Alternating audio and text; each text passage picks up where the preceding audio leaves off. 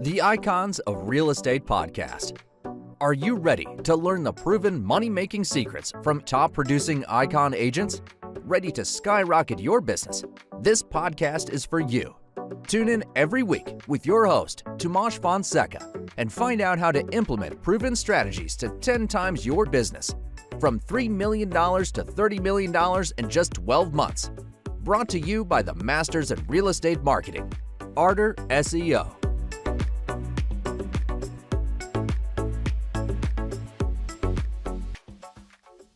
Welcome to the Icons of Real Estate. I'm Tim Calloway. We have a very special guest for you today, Sherwin Loudermilk from Loudermilk Custom Luxury Homes, building luxury homes in the Atlanta and Western Carolina regions.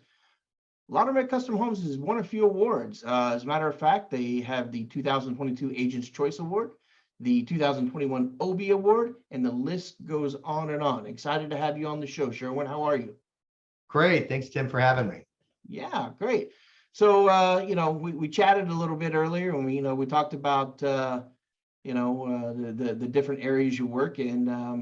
How did you get started? Was it just, Atlanta, let's build custom homes, or was there an evolution to that? No, it's actually a strange story. So I my undergrad is in computer science, and that makes sense. So yeah, it makes complete sense, right? Just move right into construction. So I worked at IBM for 8 years right out of college, and I quickly advanced and I turned into an executive level and was traveling around the globe and just realized that I just didn't want to do that anymore. Right. And a couple of years before I quit IBM, my wife and I embarked on a journey of starting to flip some homes, and so she was basically essentially doing that while I was working, and she started getting pretty good at it.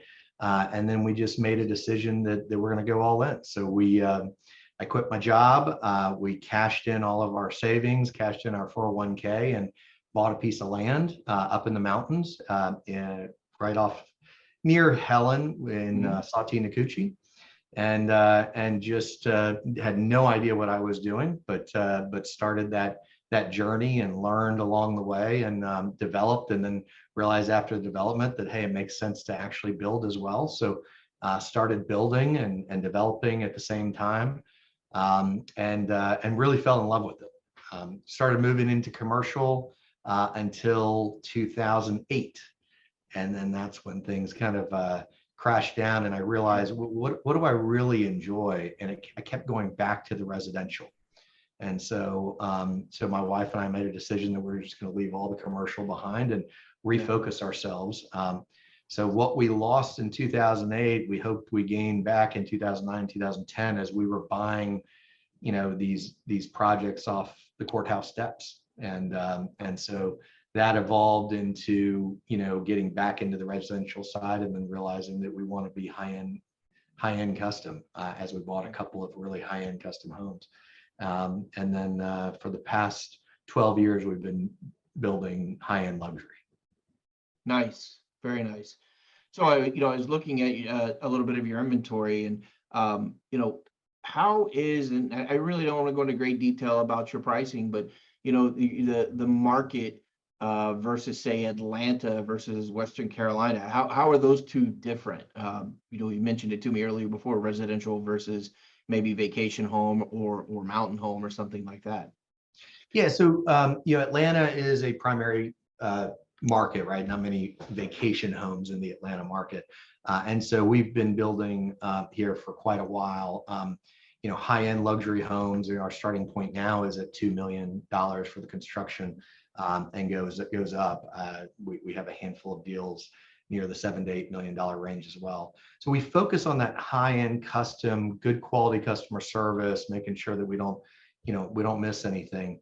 We realized that we wanted to be in a different market, and so we started looking at Florida, Tennessee, and we knew about Cashiers and Highlands, but we didn't realize the intensity of how luxurious it is. And so we started looking in to the financials of it, and it's the Aspen of the East Coast. And so we realized that the same clients that we're selling first homes to in Atlanta are the same clients that would be buying in North Carolina at cashiers in Highlands. And I think the statistic is somewhere right around 60% of people that buy there come from Atlanta, and about another 20% have to pass through Atlanta to get to cashiers in Highlands. And so we didn't have to change our model. Our model still is high net worth, that same classification of quality and customer service that we give to our primary homes, we're going to be giving to our secondary homes. And so we thought it was a nice market to move into. Yeah, great market for sure, and a beautiful area to say the least. So that's really some interesting stuff, because I didn't know that either. And I talked to 20, 30 people in real estate and building up and down the East Coast, every week. So that's nice to hear. And I'm in Florida, so maybe I can make it up there sometime and check it out. So tell me a little bit. I was doing my due diligence, Sherwin, on your company and kind of what you do and how you go about things. And everybody does it a little bit different. But you have tell me about your 9-step process.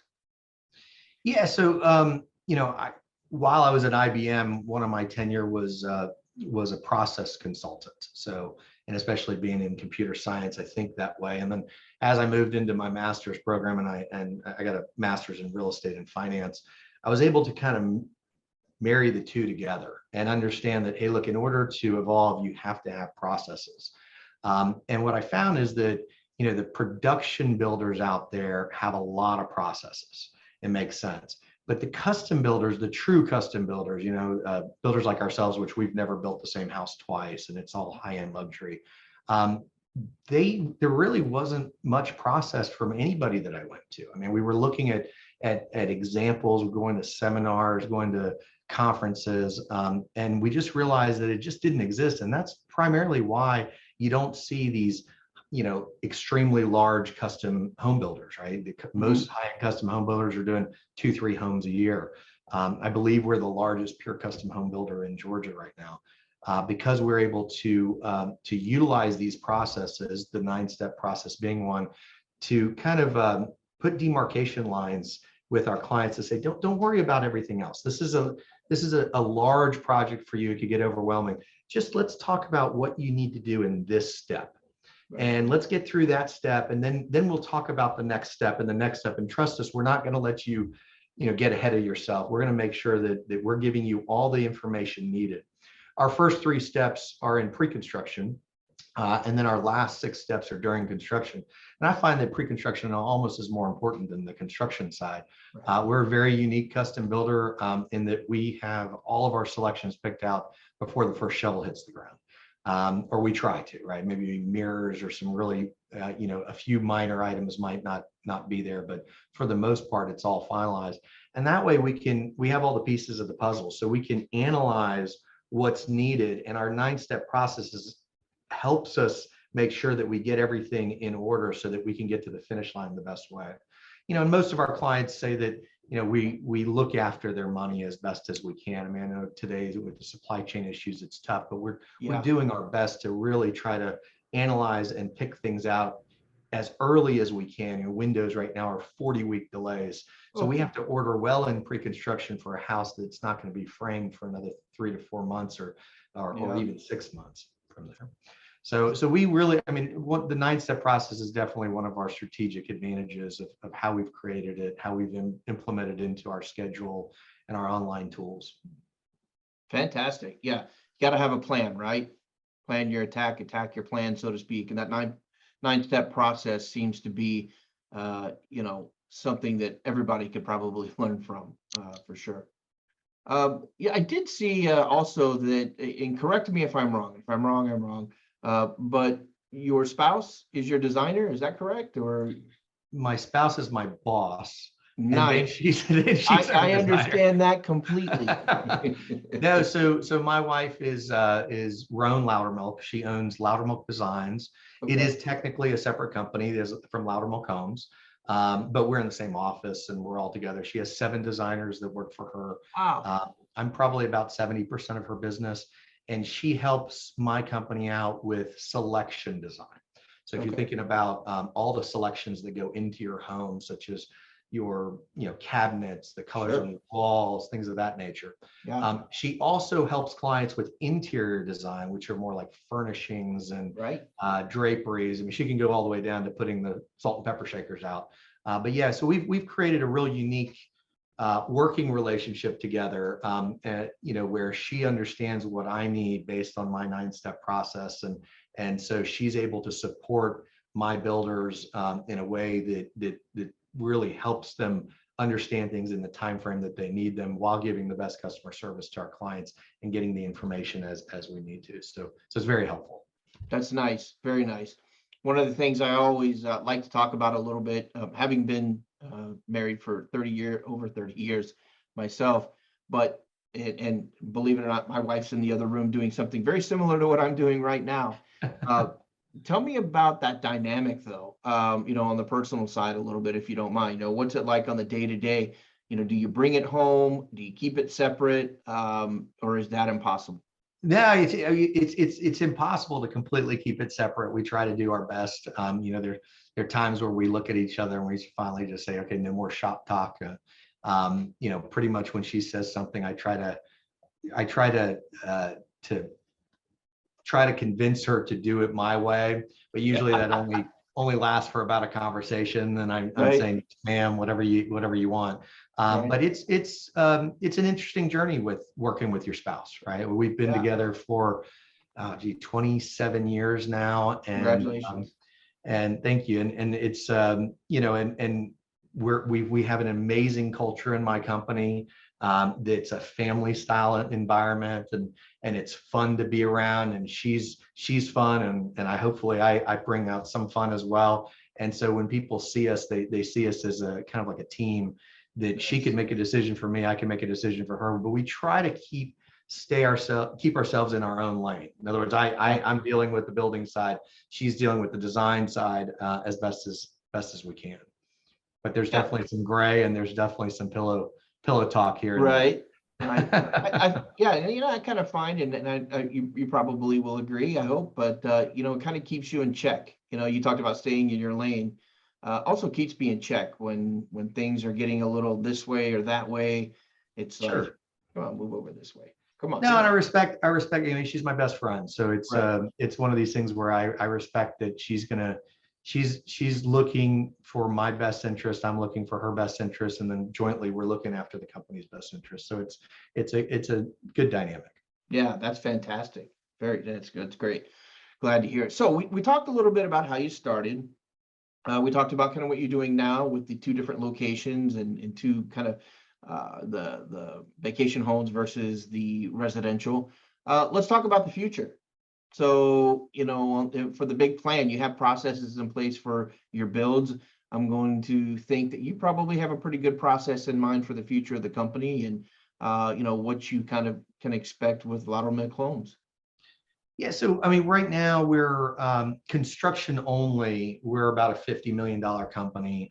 We obviously have developments and in-house architecture, in-house design services, and so combined, we're about a $70-80 million business if you add everything together. And I'm really comfortable with that. My goal is to make sure that we're servicing our clients in the best way possible.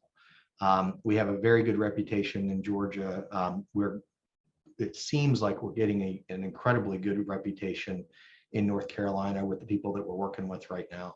And we're trying to grow these two businesses, these two locations, to a point where we feel comfortable stating that we are the best in both markets. After we are the best in both markets and we feel comfortable with that, then we can look at moving to a third market. But we're real picky about making sure that quality is good and that service is good. Yeah, have one more question, but I do have to ask you, any inside scoop on what that third market might be? Not yet. No, Okay. my VP of construction wants me to go to Florida. Come on down. Yeah, it's you guys have different rules down there, so we Yeah, we have rules because when people come down and build houses, then skip town. That's why we have exactly. rules, Town, right? you have hurricanes that lift your roofs up, things Yeah. of that nature. But no, we're for this foreseeable future, we're going to be in these two markets and kind of stay here. We've been talking about going to the south side of Atlanta as well, to support all the new production studios that are down there. Yeah, big We time. talked about, we tried to move into Trilith, and then it just wasn't a good viable decision for us at the time, that whole area, but it's growing pretty intensely. So I think if we did do a third market, it'd probably be still in Georgia, but on the south side. But like I said, my VP of construction really wants us to move anywhere in Florida. He's like, as long as it has water, I'll be good with it. Oh man, yeah, that's a good reason to come to Florida. So real quick, and as I listen to you, Sherwin, and and kind of analyze in my mind how you operate. So when you talk about areas, and we've been talking about area quite a bit in this conversation, and you're like, well, we're thinking about moving, onto the south side where all the production companies are for the movie industry. I'm thinking, when you say that, when you move into an area, are you talking about spec, like, buying the land, building the spec, putting it up, or, do people come to you, do your marketing efforts, do people come to you and say, hey, I'm in South Atlanta, I'd like to come down here, and you go, no, I don't build in that area. How does that work, or exactly, I guess, in a finite way, when you say move to an area, what does it mean to move to an area? Well, we want to make sure that we can service our clients. We're not the kind of builder that just throws up some houses. Right. Right. We want to make sure that we have the design services that can support it. We have our our builder, some companies called superintendents or on-site superintendents. We have project managers that support the financials and the buyouts of the project. We have pre-construction managers. So we want to make sure that we have enough people to support that area before we move into it.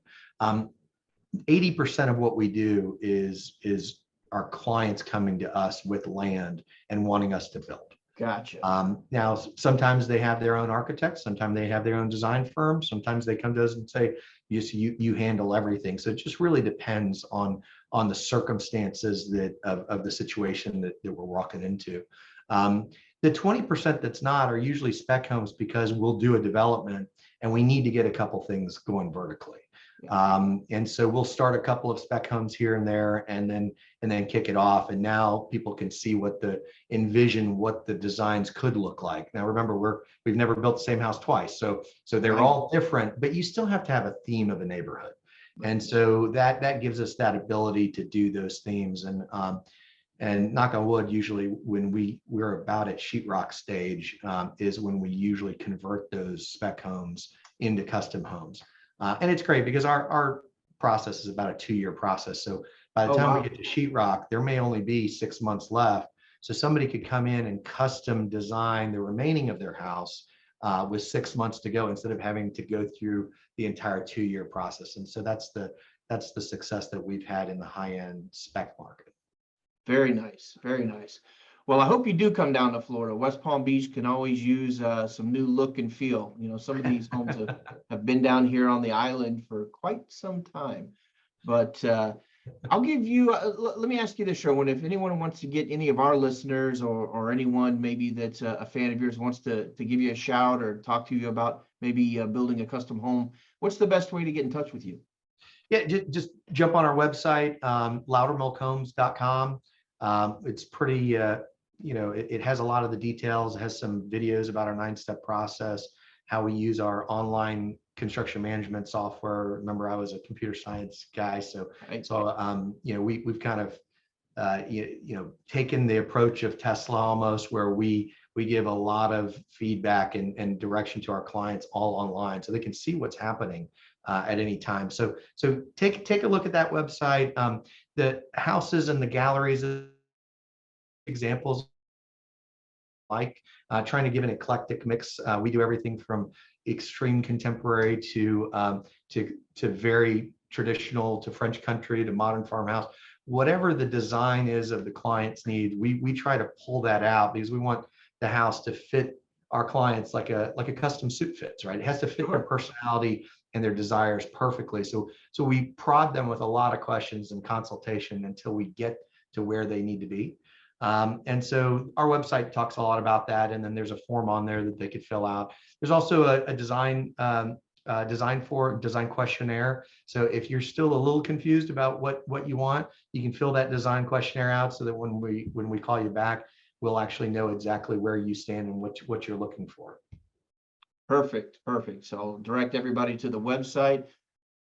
Sherwin, it's been great having you on the show. I like to give everybody kind of the last word, any wisdom, thoughts, anything here at the end? No, just thank you for having me. And hopefully this supply chain issues start converting a little bit better, make it a little bit easier on us builders to order supplies. But I appreciate the time. Sherwin, have a great rest of your week, and I look forward to having us, have another discussion at some point. All right, Tim. Thanks. Have a good one.